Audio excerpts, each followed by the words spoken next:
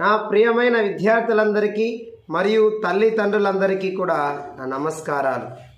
నేను మీ గురువర్య నామాల విజయ్ కుమార్. 2015లో తెలుగు ఉపాధ్యాయుడిగా అడుగుపెట్టి ఇప్పటి వరకు 2026 వరకు విజయాల పరంపరలో తెలుగు ఉపాధ్యాయుడిగా విజయాలు సాధించాను.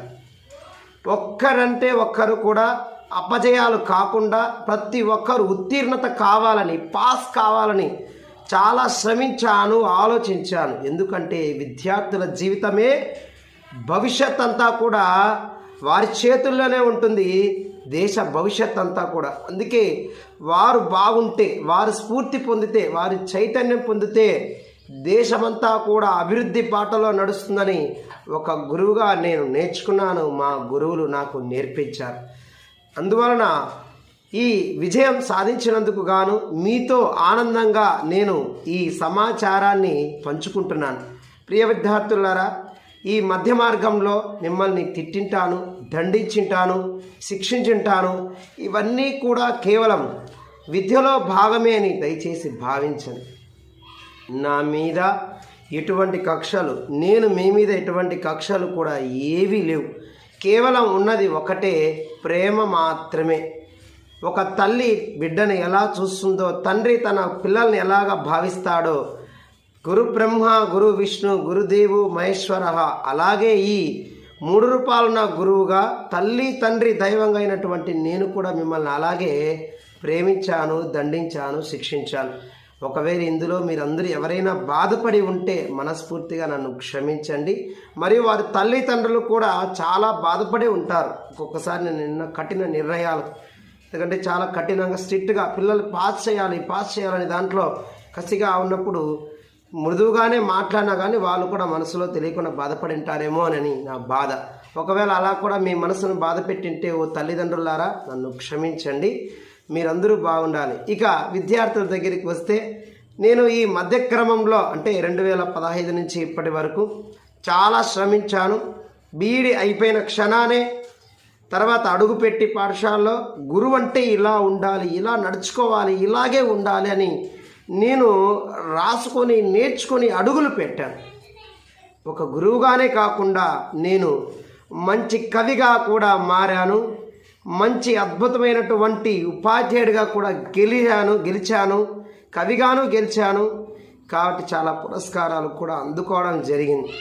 లేపాక్షి, అనంతపురం, తాడేపల్లిగూడెం, రాజమండ్రి, అనంతపురం వరకు అన్ని చోట్ల కూడా పురస్కారాలు అందుకున్నాను. ఒక కవిగా నేను ఆనందంగా పొందుతూ ఉన్నాను. విద్యార్థులారా, మీరు మంచి విద్యను పొందండి, మంచి జ్ఞానాన్ని పొందండి, మంచి బుద్ధిగా ఉండండి. సమాజం అంతా మీ చేతుల్లో ఉందని దయచేసి ఆలోచించండి. చెడు భావాలతో వెళ్లకుండా, పిరికితనాన్ని పెట్టుకోకుండా, ప్రతి దానికి భయపడకుండా ధైర్యంగా మసులుకోండి. నేను పుస్తక విద్యతో పాటు లోక జ్ఞాన వివరణ కూడా వివరించాను. అర్థం చేసుకోండి. మీ తల్లిదండ్రుల పెదవుల నుంచి చిరునవ్వు తొలగిపోకూడదు ఎప్పటికీ. నా బిడ్డ ఒక స్థాయిలో ఉన్నాడు, గుణంలో కానీ విద్యలో కానీ గొప్పగా ఉన్నాడని మాత్రం వాళ్ళు తలుచుకోవాలి. గురువులు మురిసిపోవాలి, ఆ స్థాయిని మర్చిపోవద్దని కూడా చాలాసార్లు వివరించాను. మరియు వీటితో పాటు మీరందరూ కూడా ఎక్కడున్నా, ఎలా ఉన్నా తల్లిదండ్రులు మాత్రం వదిలిపెట్టకండి. ఈ మొదలగైనటువంటి పాడు అనేటువంటి చెడు మార్గాల్లో ప్రవేశించకుండా తల్లిదండ్రుల ఆశయాలు నెరవేర్చండి. వాళ్ళ యొక్క మంచి మాటలు వినండి, చెడు మాటల్లో వెళ్ళొద్దండి. ఇక విషయానికి వస్తే ఎందుకు ఈ వీడియోని తీస్తున్నానంటే, నేను ఇప్పటి వరకు కవిత్వాలు చాలా రాశాను. వీటన్నిటినీ కూడా ఒక పుస్తకంగా మార్చాలి, పుస్తక కూర్పు చేయాలి అని నేను నిర్ణయించుకున్నాను. విద్యార్థులారా, ఈ పుస్తకాన్ని మీ నుంచి కూడా మీరందరూ రావాలని విడుదల చేస్తాను. తప్పకుండా ఆ సమయం కూడా నేను వివరిస్తాను, వెల్లడి చేస్తాను. ప్రతి ఒక్క విద్యార్థి కూడా ఆ పుస్తక విడుదల సందర్భంలో మీరందరూ కావాలి, అందరూ రావాలి కూడా. అందరూ వచ్చి నా యొక్క పుస్తకాన్ని కూడా అందరూ ప్రోత్సహించాలని మనస్ఫూర్తిగా కోరుతున్నాను ప్రియమైన విద్యార్థులందరూ. ఎందుకంటే మీరు చదివేటప్పుడు మొదలైన నా కవిత్వం ఇప్పటికీ ప్రయాణం చేస్తూనే ఉంది. చాలాసార్లు ఉపాధ్యాయ వృత్తిని వదిలేయాలి, కొన్ని జీతాల ప్రకారంగా, బ్రతుకు ప్రకారంగా, లేకుంటే ఒత్తిడి కారణాల చేత, మొదలగు కారణాల చేత వదిలేద్దామని చాలాసార్లు భావించాను. కానీ ఉపాధ్యాయ వృత్తి అనేది నాకు ఒక ఇష్టమైనది.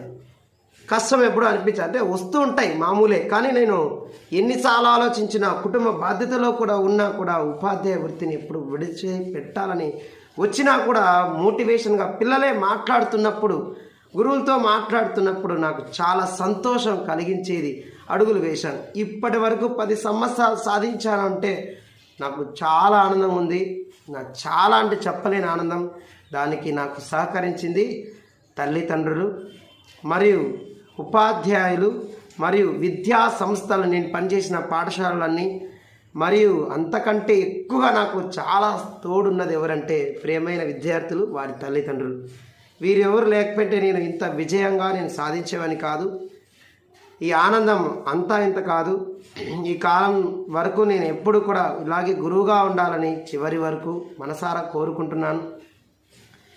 అందరూ కూడా తప్పకుండా నేను పుస్తకాన్ని రిలీజ్ చేసే సమయంలో అందరూ రావాలని ఇంకా నేను అనుకుంటున్నాను. ఫిబ్రవరి 21 కానీ లేదా ఆగస్టు 29 కానీ, ఎందుకో మీకు తెలుసు కదండి, తెలుగు భాష దినోత్సవం ఆగస్టు 29, ఫిబ్రవరి 21 మాతృభాష దినోత్సవం.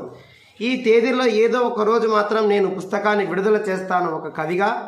అందరూ కూడా వచ్చి నన్ను ఆశీర్వదించి పుస్తకాన్ని ప్రపంచానికి పరిచయం చేయడంలో సహకరించాలని మనస్ఫూర్తిగా కోరుకుంటున్నాను.